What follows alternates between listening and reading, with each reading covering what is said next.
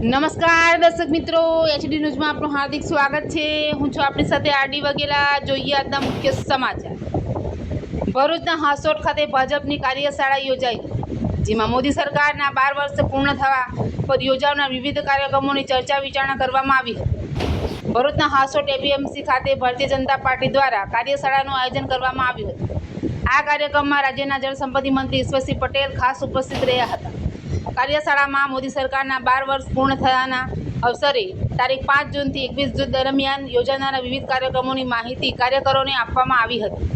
આ અવસરે વૃક્ષારોપણ, સ્વચ્છતા અભિયાન, પ્રતિષ્ઠિત વ્યક્તિ સંપર્ક અભિયાન, પ્રગતિ પથ યાત્રા તેમજ વિકસિત ભારત સંકલ્પ સંમેલન જેવા વિવિધ કાર્યક્રમો યોજાનાર હોવાનું જણાવવામાં આવ્યું હતું।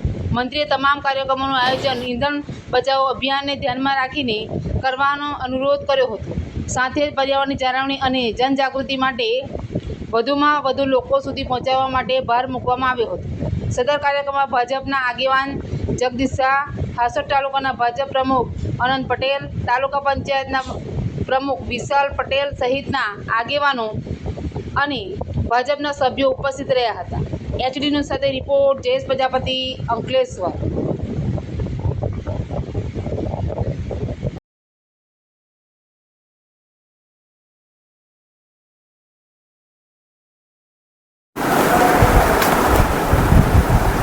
આદરણીય વડાપ્રધાન શ્રી નરેન્દ્રભાઈ મોદી સાહેબના 2014થી 2026ના 12 વર્ષના શાસનની વાત કરીએ ત્યારે અનેકવિધ કામગીરી આ મોદી સાહેબના વડપણ હેઠળ જ્યારે સમગ્ર દેશમાં થઈ રહી ત્યારે જે આયુષ્યમાન કાર્ડ હોય, લોકોને 5 લાખ રૂપિયા સુધીનું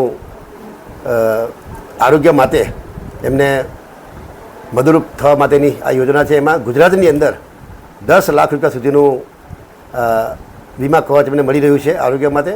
એ જ રીતે અનેકવિધ ક્ષેત્રની વાત કરીએ, ભારત બેરેજની વાત કરીએ, એક્સપ્રેસ હાઈવેની વાત કરીએ, બુલેટ ટ્રેનની વાત કરીએ, રેલવેને પણ અપગ્રેડ કરીને જે ઝડપી માલ પહોંચે અને એના માટેની પણ જે રીતે છેલ્લા 12 વર્ષની અંદર જે કામગીરી થઈ છે, આપણે જોઈએ છે કે વૃક્ષારોપણ માટે પણ મોદી સાહેબે એક પેડ માખે નામની શરૂઆત કરી છે અને દરેક ગામોની અંદર પોતે પોતાના સ્વજનના જન્મદિવસ હોય, મરણતિથિ હોય એવા પ્રસંગોની અંદર પણ વૃક્ષો વાવીને જે મોદી સાહેબે જે હાકલ કરી છે એને આગળ ધપાઈ રહ્યા છે।